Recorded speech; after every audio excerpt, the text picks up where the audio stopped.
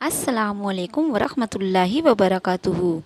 फ़िरौन और हज़रत आशिया हुरैन कुन शादी। मोहतरम नाजरीन, आज की वीडियो एक ऐसी पाकबाज़ खातून के बारे में है कि जिनके हमारे प्यारे नबी हज़रत मोहम्मद सल्लल्लाहु अलैहि वसल्लम ने 4 अजीम औरतों में शामिल किया है। वो 4 अजीम हस्तियाँ हज़रत खदीजा सलामु अलैहा, हज़रत फ़ातिमा सलामु अलैहा, हज़रत मरियम सलामु अलैहा और हज़रत आशिया सलामु अलैहा हैं। आइए बात शुरू करते हैं फ़िरौन की शादी से। फ़िरौन मिस्र ने रियान बिन वलीद की पोती हज़रत आशिया को शादी का पैगाम भिजवाया। याद रहे, रियान बिन वलीद वही बादशाह था जो हज़रत यूसुफ़ अलैहिस्सलाम के दौर में था, और वो हज़रत यूसुफ़ अलैहिस्सलाम पर ईमान भी लाया और उसने हज़रत यूसुफ़ को अज़ीज़ मिस्र भी बना दिया। खैर, जब हज़रत आशिया को फ़िरौन ने शादी का पैगाम दिया तो उनके वालिद और हज़रत आशिया को बहुत नागवार गुज़रा, क्योंकि फ़िरौन मिस्र पहले दिन से ही जुल्म बरबियत के लिए मशहूर था। लेकिन फ़िरौन ने अपनी बादशाहत के ज़ोर पर ज़बरन हज़रत आशिया से शादी कर ली और धमकी दी कि अगर ये शादी नहीं करेंगी तो आपके वालिदैन को कत्ल कर दिया जाएगा। लेकिन शादी होने के बाद भी अल्लाह पाक ने हज़रत आशिया को फ़िरौन से महफूज रखा और वो आप पर कादिर ना हो सका। इस बारे में मुफस्सिर लिखते हैं कि शादी की पहली ही रात जब फ़िरौन हज़रत आशिया से हम बिस्तरी के लिए कमरे में गया तो अल्लाह ने उस पर नींद का ऐसा गलबा डाला कि वो सारी रात ही सोया रहा। कुछ किताबों में लिखा है कि अल्लाह ने फ़िरौन को नामर्द कर दिया था, जिस वजह से वो हज़रत आशिया से सोहबत ही ना कर सका। और बाज़ ने लिखा कि फ़िरौन को एक ऐसी अजीब बीमारी लाहक हुई कि तबीबों ने उसको सारी उम्र सोहबत से मना कर दिया था।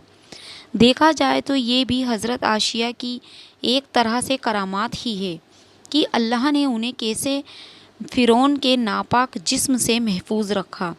बाज़ रिवायत में फ़िरौन की एक बेटी का ज़िक्र भी मिलता है। आपको ये बताते चलें कि वो लड़की उन्होंने किसी से लेकर पाली थी। एक रात फ़िरौन ने ख्वाब में देखा कि इसका महल नाबूद हो चुका है। खौफो वहशत से इसका पूरा वजूद लरजने लगा। इसने नजूमियों को बुलाकर उनसे अपने ख्वाब की ताबीर पूछी। उन्होंने कहा कि अनकरीब बनी इसराइल का एक बच्चा तुम्हारे महल को नस्ता नाबूद कर देगा। इसीलिए फ़िरौन ने हुक्म दिया कि बनी इसराइल में जिसके यहाँ भी लड़का पैदा हो उसे फ़ौरन कत्ल कर दिया जाए, लेकिन अगर लड़की पैदा हो तो उसे कत्ल ना किया जाए ताकि उनकी नस्ल बाकी रहे। जब हज़रत मूसा अलैहिस्सलाम पैदा हुए तो उनकी वालिदा ने फ़िरौन के सिपाहियों के डर से हज़रत मूसा अलैहिस्सलाम को एक संदूक में रख कर दरिया में डाल दिया। दरिया से एक नहर फ़िरौन के महल के पास से बहती थी। ये संदूक बहता हुआ इस नहर में चला गया। फ़िरौन ने हुक्म दिया कि इसे महल में लाकर खोला जाए। जब संदूक खोला गया तो उसके अंदर एक खूबसूरत बच्चा निकला। कीमती ज़ुबान में पानी को मुंह और दरख्त को साह कहते हैं। ये संदूक पानी और दरख्तों के दरमियान पाया गया। इसी वजह से हज़रत बीबी आशिया रहमतुल्लाह अलैहा ने आपका नाम मूसा रखा। हज़रत आशिया ने जब हज़रत मूसा के चेहरे पर नूर देखा तो उन्होंने हज़रत मूसा को अपना बेटा बना लिया और फ़िरौन से कहने लगीं, ये बच्चा मेरी और तुम्हारी आंखों की ठंडक है, इसे कत्ल ना करो। लेकिन नामर्द फ़िरौन कहने लगा, इसे तुम ही रखो, मुझे इसकी कोई हाजत नहीं। हज़रत मोहम्मद सल्लल्लाहु अलैहि वसल्लम ने फरमाया कि अगर आशिया की तरह फ़िरौन भी इस बात का इकरार करता तो ये बच्चा उसकी आंखों की ठंडक है, तो ज़रूर अल्लाह पाक उसे हिदायत फरमा देता जैसे आशिया को अता फरमाई। हज़रत आशिया सलामुल्लाह अलैहा को अल्लाह पाक ने कुरान में औरतों के लिए नमूना भी करार दिया है।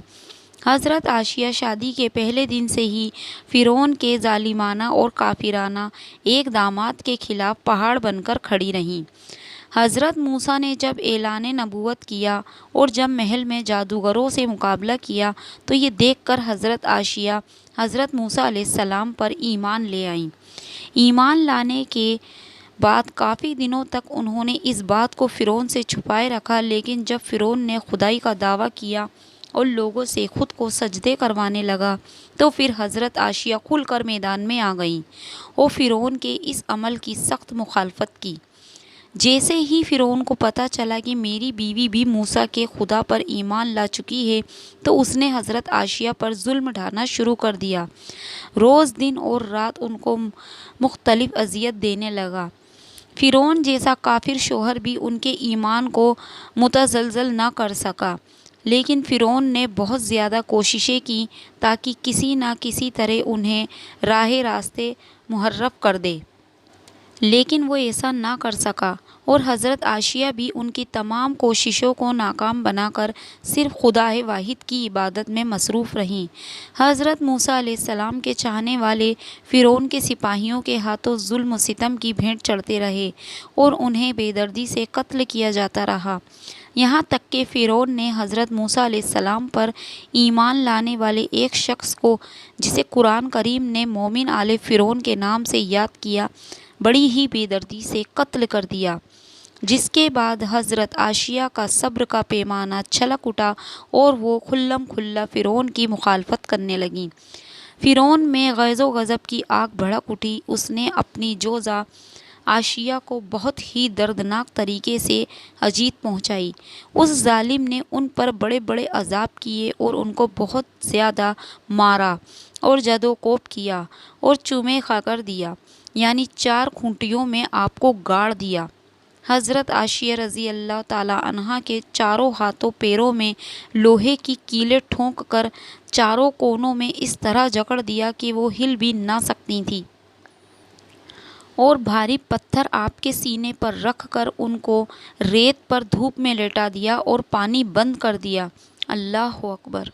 ایک دفعہ ذرا سوچئے تو صحیح دوستو کہ تنہا عورت اور ظالم و جابر شوہر کا محل، ہاتھوں پیروں میں کیلیں ٹھونک دی گئیں، گرم ریت پر لٹایا ہوا اور سینے پر ایک بھاری پتھر رکھ دیا، پھر بھی حضرت عائشہ سلام اللہ علیہا ایمان پر عزم و استقبال کے ساتھ ان مسائل کے باوجود قائم و دائم رہیں اور فرعون کے کفر سے خدا کی پناہ بھی مانگتی رہیں۔ ایک روایت تو یہ ہے کہ فرعون نے حضرت عائشہ کی کھال تک اتروا دی، ایک روایت تو یہ ہے کہ فرعون نے حضرت عائشہ کی کھال تک اتروا دی اور پھر ان پر چٹان کو گرا دیا۔ اللہ اکبر! آپ کا مزار پر انوار مصر میں ہی واقع ہے۔ تاریخ انسانی میں حضرت عائشہ کا ایمان پر قائم رہنا، ان کا سفر اور عزم و استقبال ایک بہت بڑا درس ہے۔ اس میں کوئی شک نہیں کہ عورت کے اندر اتنی طاقت موجود ہوتی ہے کہ وہ ہر طرح کے ظلم و ستم کے آگے پہاڑ بن سکتی ہے۔ اللہ پاک سے بس یہی دعا ہے کہ وہ ہم سب کی بے حساب مغفرت فرمائے اور بروز قیامت ہمارا شمار اللہ کے برزندہ بندوں میں ہو جائے۔ اے اللہ پاک، حضرت عائشہ کے صبر اور عزم و استقلال کے واسطے میں ہماری دعائیں قبول فرما لے، آمین ثم آمین۔